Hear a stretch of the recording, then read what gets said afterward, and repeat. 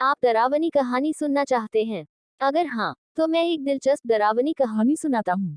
जंगल की अजीब परछाई। एक बार की बात है, एक छोटा गांव घने जंगल के पास बसा हुआ था।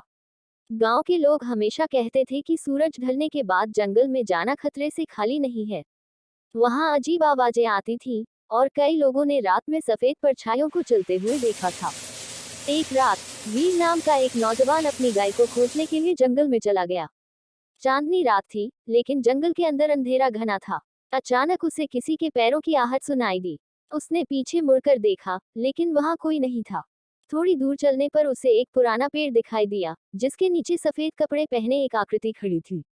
वीर का दिल जोर से धड़कने लगा। उसने साहस करके पूछा, कौन हो तुम? आकृति ने धीरे से उसकी ओर मुड़कर कहा, मैं वही हूँ जिसका इंतजार यहाँ हर कोई करता है। उसकी आंखें गहरी लाल थी, और चेहरा धुंधला था।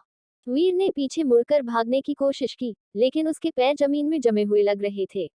आकृति धीरे धीरे उसके पास आए और एक ठंडी हवा का झोंका उसके शरीर से गुजर गया। वीर बेहोश हो गया। सुबह गांव वालों ने उसे पेड़ के नीचे पाया।